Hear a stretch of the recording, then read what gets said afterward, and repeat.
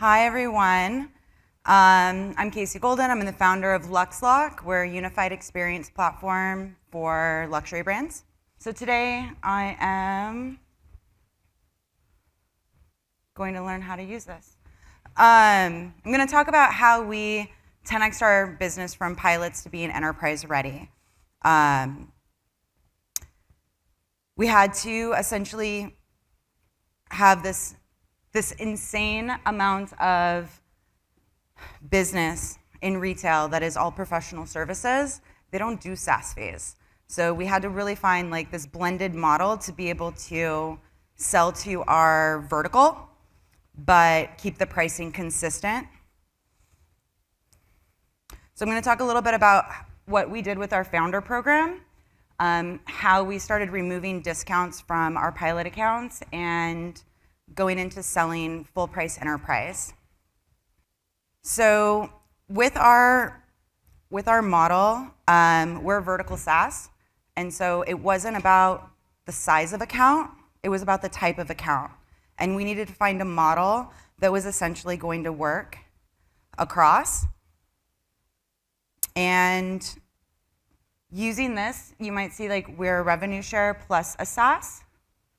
And in order to be able to do essentially this, we had to come into our founder program because nobody likes to be first. So we positioned at the top. We're probably the most expensive SaaS software fee for like chat. And we needed that model to fit for a $5 million business to a $5 billion business because most of our customers are at $5 billion, and we didn't know how to start enterprise with nobody wanting to be first. So just to give you kind of an idea of where we landed, we knew that if we charged by account for our SaaS fees, we'd leave $1 billion on the table because there's not as many accounts as there are locations. And if we charge for user licenses, we'd bottleneck our adoption. But everyone is used to user licenses. So we built it into our model to leverage free user licenses as a negotiation point instead of touching our SaaS fee.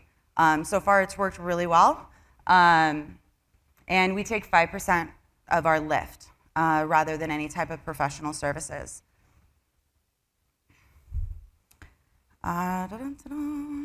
So we've essentially gone from zero, from pre-product to $85,000 in beta to $871,000, and we're on track for our first year out of beta to hit 5 million ARR just in the SaaS fees. So when I go into the agreement, essentially if we priced too low, we would never be able to increase our prices with our customers. If we were inconsistent, we would lose all of our our customers' relationship and our integrity with them. Because unlike a lot of businesses or SaaS companies, all of our customers are friends. And most of them are workaholics that talk about business about 80% of the time, and they know how much everybody pays for everything. And so we went with a startup program that allowed founders to bring their own price. We went out and sought some of the best emerging luxury brands that we just had killer founders, great products. We knew that they'd be successful. We knew that they'd get venture backed. And at some point, they'd be able to pay us the sooner than later. And then we just broke it down for them in 4 steps. Say like, we believe in you. We're gonna go ahead and invest our time and be able to help you increase your revenue faster. And we broke it into 4 steps for them, and they agreed on a 5x return, which I think is better than Facebook right now. So it was very easy for us to go ahead and get them to commit to paying full price. We weren't getting commitment from them for a discount.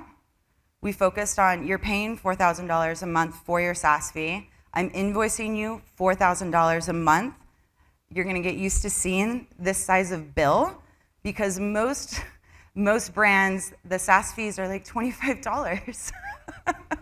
And it was very eye-opening for them to say like, oh my gosh, I'm getting a $4,000 bill from you. So we needed to make it normal. But we started helping them increase their revenue. So instead of a 5x return, most of our customers have been getting a 30x return. So now they don't mind paying $4,000 a month because they're making a lot more money than we're charging them. When it really came down to building out our monetization strategy, we compete a lot with enterprise retail tech companies. These are, we play with Microsoft Retails, the SAPs of the world. Most of it is professional services. They're like one-time software fees and then a lifetime of consultants. So we wanted to make sure that we were blending the best of SaaS with what we knew the appetite was for our industry.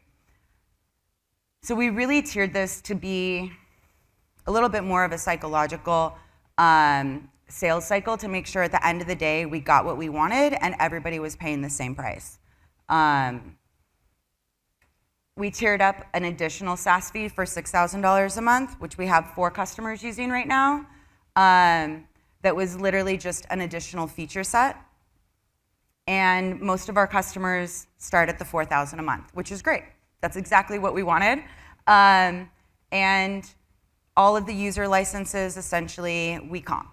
And it gives us a really good idea how many users that they're looking to roll out with, so we can start projecting how much revenue and productivity that's coming out from the users. But it's one of the biggest problems in our space is that every company's bought software, nobody uses it. And so we really we wanted to make sure that there was some type of value for user licenses, but at the same time, to make sure we don't bottleneck. And then we have some extra little perks in there, but the revenue share has been probably the most unique additive for us, is because at the end of the month, of our first month, we can actually say we made you $200,000 this month, or we made you $6,000 this month. If you turn our software off, it's gone. And I think that this is one of the things that I find difficult as a SaaS founder, is that we pay a lot of SaaS fees. I think we probably pay more SaaS fees than our customers pay in SaaS fees. And it's really interesting to see how many, I think we all went through and have gone through and said, like, what can we afford not to have? Rather than being able to say, like, this directly impacts my productivity or my revenue or opportunity for revenue. I don't really see a lot of SaaS fees essentially connected to how the brands make money. And I think that that was something that was really important to us, is that if our customer makes more money and grows, our revenue also grows. And so it's always aligned. If we see an opportunity to build a new feature or increase conversion rate, we build it. They don't need to ask us to necessarily build it, because we're just gonna be able to get more of a share.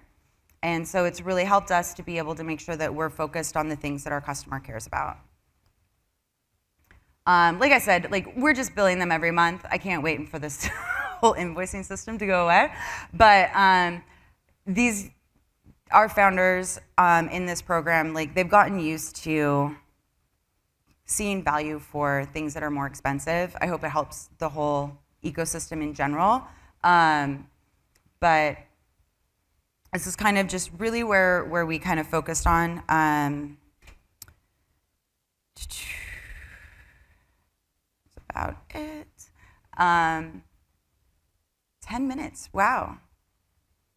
That was fun. So just to kind of recap of what we went through, was really just making sure that we could build enterprise right out of the gate. We went from beta to enterprise. So no one wanted to be first. I think that that's something that, oh, hi, yeah. Question. So you jumped a lot into like your pricing model off the bat, and I didn't really have a perspective on what you actually are. Like, can you explain what your product did, like the value, what it is, like in like a quick elevator pitch? Yeah, that's like the $1 million question. Nobody knows what we do except for our customers. So we essentially we're omni-channel, unified experience platform. We help luxury brands use our software to manage their customer experience across all of their locations. However, we couldn't go to market with this huge platform that they needed to deploy in 3,700 locations. So what we did is we went into market replacing live chat that is on all of the brand's e-commerce stores, that's connected to customer support. Right now, that's a cost center, and personally, I didn't feel like Zendesk should be on the e-commerce store of Loro Piana. And so what we did is we flipped that out, and now you can shop live with a stylist in chat. They're able to manage customer relationships. So these sales associates that work in luxury, they're actually all commission sales-based. So they're all commission salespeople, and they clientele the same customer over years. I'm obviously shopping. I have a lot of money. I want a great experience. Your chat, you're the chat solution allows them to interact. Correct. Got it. So that goes into, I love that you brought up Cartier. So yes, you would, yes, essentially you would be able to talk with an in-store sales associate. They're gonna spoil you. When you go into a Cartier store, you'd be able to sync and open up your profile. So right now, most brands their CRMs don't sync across stores, let alone countries, and they need to manage warranty services. And so your LTV is not going up when you shop in Milan, LA, or New York. And Cartier actually has a very large franchise business. So if you're shopping in Dominican Republic, it's not actually owned by Cartier. So essentially, we pull all that together into a new CRM. But yeah, we didn't want that sales cycle to start with. So we went with replacing the chat, get in there, create lift, be able to not have to change the pricing. So every single time they add a location, they're picking up another $4,000. But we've been able to get 30x returns, so it's fine. Yeah. I've struggled to get clients to agree to a revenue share in like lots of different programs that I've tried. Does that work every time? Because usually you like bring that up and then they're like, oh, okay, I'm good paying the fee. I don't want a rev share. But I've never been successful in that. It's not easy. For us, you have to be able to prove that you can measure it, right? And so that's the number one problem, especially with rev share, is to be able to say that like my software generated and assisted that revenue. And nobody likes to pay for returns, especially in retail. But in general, they want a net. So whatever the net sales are that you assisted, I don't want to pay on gross. Because we were able to build in all the way down to the net to track sales minus returns minus cancellations for a true net, it's 100% performance-based. For us, it was very interesting, like it's an easy fit because all of their salespeople that stand in their stores all day are all commission only. So and that's net commission. So they're very used to paying performance-based. They're not used to paying for things just cause. If it doesn't make money, then they don't like necessarily to pay for it. So I would say, I think that there's a lot of opportunity for some type of revenue share for LTV. If you're really able to support a company's LTV and increase that, there should be able to be some point of lift that they're gonna lose their LTV numbers if your software goes away. And that LTV is attached to a dollar amount. And so I think that there could be something there for more like software companies to be able to be attached to some type of revenue. I think we've all know that a new customer costs a heck of a lot more than a current customer. So our business model is completely different than anything in our space that we compete against. It's completely different than most SaaS models, but it works for us and it works for our clients. And right now we don't do any more discounting as far as like on the line items. And I just say, you know, if you have a soapbox, just go ahead and stand on it. Thank you. Thanks, Dave.